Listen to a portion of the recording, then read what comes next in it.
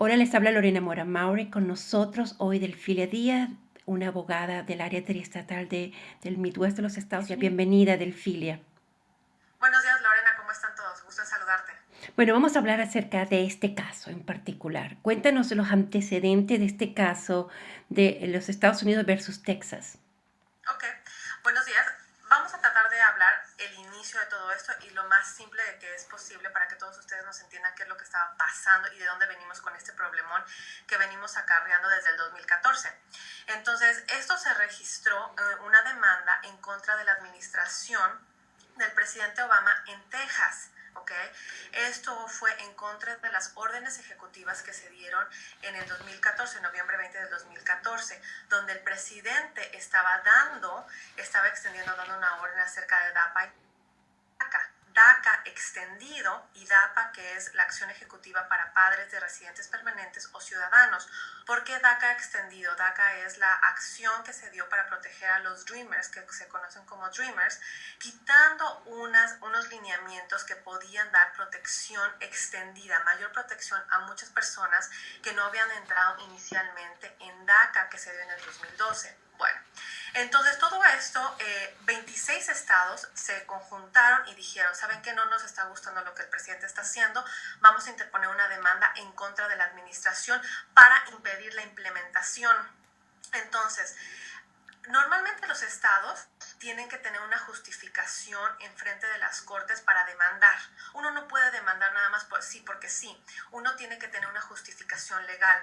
Y la justificación que encontraron es que Texas y los otros estados van a estar gastando muchísimo dinero si estas medidas son implementadas. ¿Esto qué quiere decir? Que todas estas personas, al tener opción de tener un permiso de trabajo, van a poder aplicar para una licencia para conducir, que esto impondría un gasto excesivo en cada uno de los estados y los estados no tienen dinero para estar dando estas licencias para conducir. Esa es la justificación que los estados tomaron para estar demandando al presidente. Ahora, nunca se llegó a los argumentos si el presidente tiene la facultad y el poder de emitir estas decisiones, que lo han hecho muchísimas veces, ya lo ha hecho en todo su periodo y nadie lo ha retado, o si se ha retado no lo hemos escuchado de tal manera como esto, y nunca se había demandado llegando a la Suprema Corte. Pero lo decidieron simplemente por el sentimiento anti-inmigrante, como lo conocemos. Entonces, antes de que se lleguen a los argumentos como tal en decidir si el presidente tiene o no facultad, dieron un paro a la ejecución de esta implementación. Lo que quiere decir es que, como ustedes lo recuerdan, iban a empezar a implementarse estas medidas y rápidamente los 26 estados liderados por Texas dijeron, por favor, tómese una medida a la corte para que no se le deje implementar. Es decir, entre que se decide si el presidente o no tenía este poder, párenlo. Y esto es lo que se ha venido apelando y esto es lo que finalmente la Suprema Corte ha decidido revisar.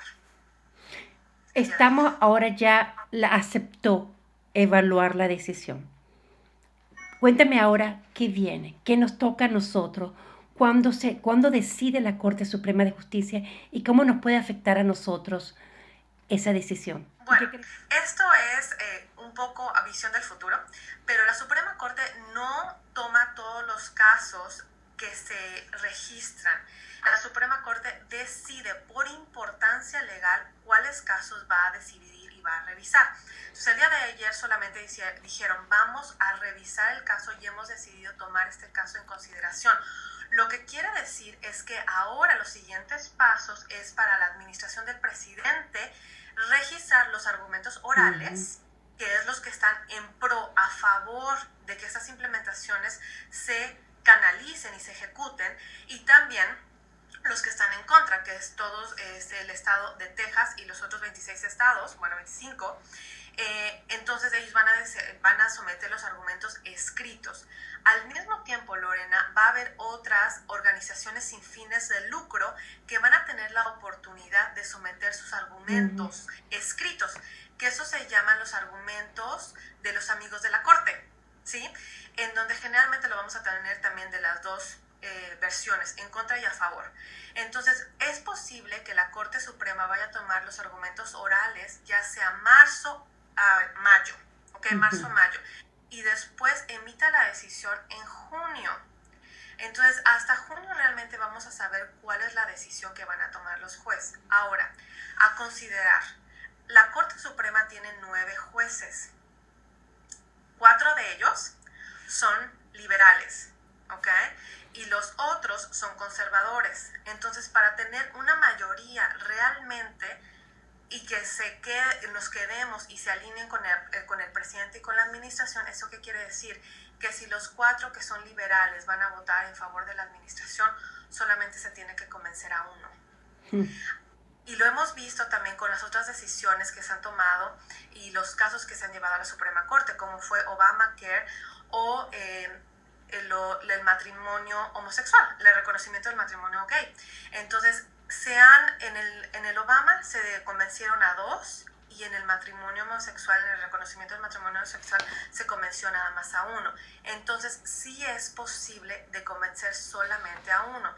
Y la administración del presidente se va a enfocar en convencer a ese. ¿Okay? Entonces, si la Corte Suprema decide que el presidente sí tenía poder en emitir estas decisiones, ¿eso qué quiere decir? Entonces que se pueden implementar estas medidas y lamentablemente la administración del presidente tendría muy pocos meses para ponerlas en pie antes de que el nuevo presidente llegue a la Casa Blanca. Entonces también este es un reto muy, muy grande porque no sabemos quién va a ser el siguiente presidente. Entonces, pero sin embargo, es una decisión muy importante porque también va a ratificar el poder del presidente de emitir estas órdenes ejecutivas que lo ha hecho. Esto no es nuevo, lo se ha hecho por todos los presidentes. Sin embargo, lo repito, por este sentimiento antimigrante, hemos llegado hasta donde estamos ahorita. Desde el punto de vista de abogado de aquí, de Kentucky, de Ohio, de Indiana, ¿cómo ves tú cuánta población se favorecería de esto? Muchas personas se beneficiarán a través de estas medidas. Recordemos que la inmigración indocumentada es uno de los mayores problemas que tenemos ahorita en Estados Unidos y mencionada muchísimo más por las campañas políticas, pero hay muchos padres de ciudadanos y de residentes que se beneficiarían de esta medida. Ahora, ¿qué es esta medida, Lorena? Repitamos, no es simplemente un alivio migratorio y no es una amnistía. La amnistía no se está manejando, no tenemos una reforma migratoria con esto. La acción diferida, como la palabra lo dice, es simplemente postergar una decisión para un futuro. Es decir, la administración se dio cuenta de que no va a tomar cartas en el asunto ni medida en cada uno de los inmigrantes que están indocumentados o sin estatus en Estados Unidos. Es imposible. Entonces dijo, como lo repetimos en el video anterior, han decidido tomar prioridades y las prioridades son muchísimo menores para las personas que no han cometido delitos graves, que han estado aquí en Estados Unidos por muchos años, en este caso desde enero 1 del 2010, no han reentrado a Estados Unidos en las recientes fechas y tienen muchos arraigos con la comunidad, ya sea hijos ciudadanos o residentes. Entonces ellos no van a formar parte de la prioridad y van a tener opción o tendrían opción a registrar su caso de acción diferida que les darían un permiso para trabajar y con esto van a sacar su seguro social y eso sería por un periodo tentativo de 3 años. ¿Qué pasaría después? Eso lo dejamos al futuro, ya que no sabemos quién va a ser la administración que entre después del presidente Obama. Y si va a haber reforma migratoria o no.